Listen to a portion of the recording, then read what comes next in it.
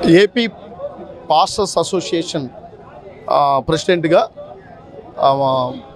నేను ఇస్మాయిల్ అండి మాట్లాడుతున్నాను. ప్రాముఖ్యంగా ఈరోజు మరి ప్రభుత్వంలో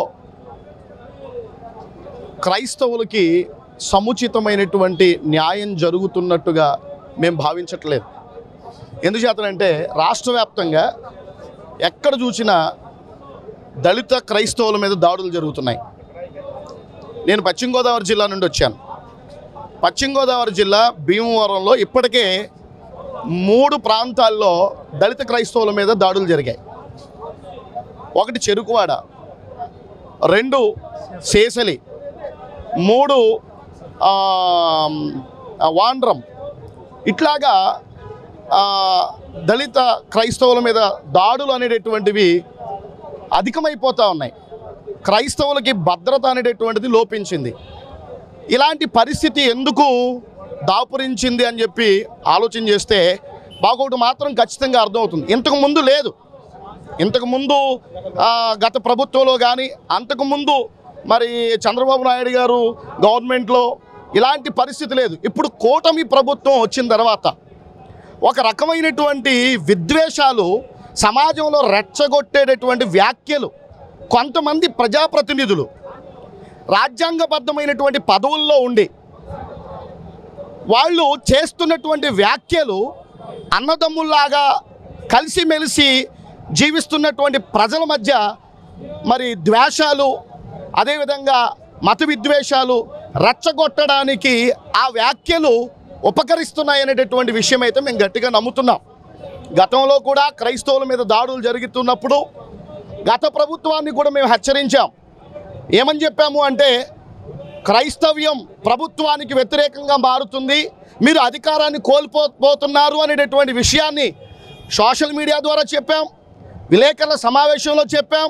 కానీ ఆ ప్రభుత్వం పట్టించుకోలేదు. కానీ అదే పరిస్థితి ఇప్పుడు అంతకంటే ఎక్కువగా మా మీద దాడులు జరుగుతున్నాయి. మా మందిరాలని కూల్చేస్తున్నారు. ఒక వర్గానికి న్యాయం చేసి క్రైస్తవ్యానికి అన్యాయం చేస్తున్నారు. ఓ రకంగా చెప్పాలంటే దళిత క్రైస్తవులను కొడితే ఒక ఎమ్మెల్యే మాట్లాడు, అలాగే ఒక మంత్రి గారు మాట్లాడరు, ప్రభుత్వానికి సంబంధం లేదన్నట్టుగా వ్యవహరిస్తున్నారు. ఈ పరిస్థితి ఒక మందిరాన్ని కూలిస్తే మాట్లాడరు. కానీ ఏదైనా ఒక పాస్టర్ మీద ఒక చిన్న ఎలిగేషన్ వస్తే మాత్రం మరి అది చాలా పెద్ద భూతద్దంలో పెట్టి చూపించి మరి చాలా బాధను కలిగించేటటువంటి విధంగా క్రైస్తవ్యాన్ని అభాసుపాలు చేయాలనేటటువంటి ఆలోచనతో ప్రభుత్వాలు ముందుకెళ్తున్నట్టుగా మాకు అనిపిస్తూ ఉన్నాయి. దయచేసి మరి ప్రభుత్వ పెద్దలు నారా చంద్రబాబు నాయుడు గారు ఆయన సెక్యులరిజాన్ని ప్రేమిస్తారు. మాకు ఆ నమ్మకం ఉంది. అందుకనే మరి మేము మరి చంద్రబాబు నాయుడు గారికి మద్దతు తెలిపాం. ఎలక్షన్లో క్యాంపెయిన్ చేశాం.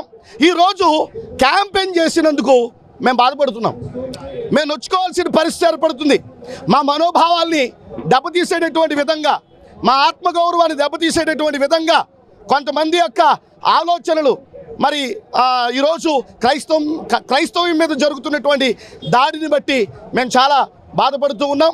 కాబట్టి ఖచ్చితంగా చంద్రబాబు నాయుడు గారు ఈ విషయం మీద దృష్టి పెట్టాలి. అంతేకాదు మరి 1998 జీవో మరి ఆ సర్క్యులర్ ఏదైతే ఉందో ఆ సర్క్యులర్ని చంద్రబాబు నాయుడు గారు అప్పుడు ముఖ్యమంత్రిగా ఉన్నప్పుడు వారే ఇచ్చారు. ఈరోజు ఆ సర్క్యులర్ని ఆధారంగా చేసుకునే మా మీద దాడులు జరుగుతున్నాయి. దయచేసి మరి చంద్రబాబు నాయుడు గారు ఈ విషయం మీద దృష్టి పెట్టి ఆ సర్క్యులర్ ఏదైతే ఉందో దాన్ని రద్దు చేయాలని, మరి క్రైస్తవులమైనటువంటి మాకు స్వేచ్ఛ స్వాతంత్ర్యం అనేటువంటిది ఈ రాష్ట్రంలో కల్పించాలని మరి మేము ఖచ్చితంగా ఈ విషయంలో బ్రతిమాలుకుంటున్నాం. మా హక్కుల్ని కాపాడేటటువంటి విధంగా ప్రభుత్వాలు ఉండాలని కూడా మేము భావిస్తూ ఉన్నాం. మేము ఎవరికి హాని చేయమే, ఏ గుడుల మీద మేము దౌర్జన్యాలు చేయమే, ఏ వ్యవస్థని మేము కించపరచమే.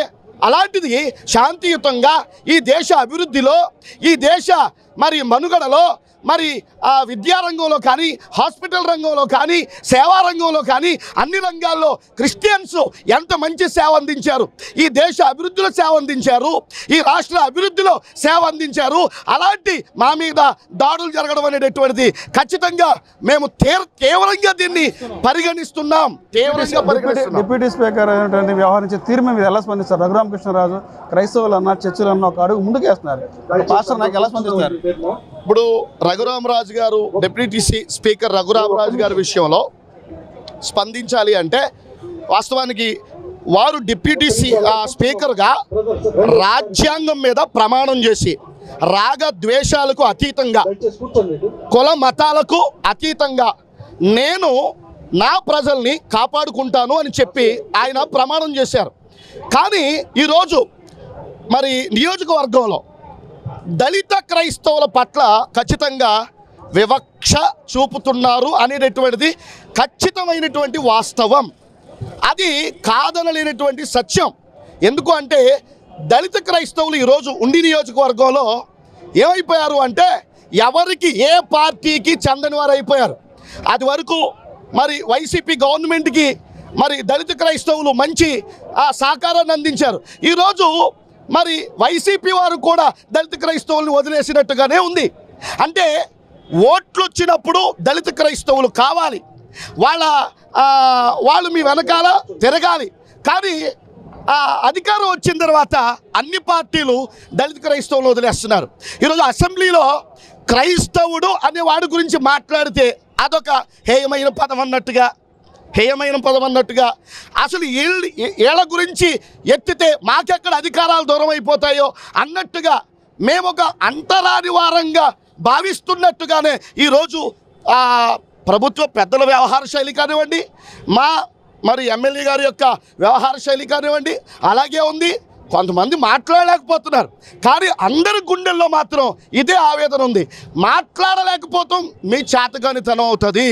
మీ హక్కును గురించి మీరు మాట్లాడకపోతే ఇంకా బానిసత్వమే చేయాలి, ఊడిగమే ఓడవాలి. దయచేసి అన్ని సంఘాల వారు ఖచ్చితంగా బయటికి రావాలి. ఈ విషయంలో మాత్రం మాకు న్యాయం జరగట్లేదు.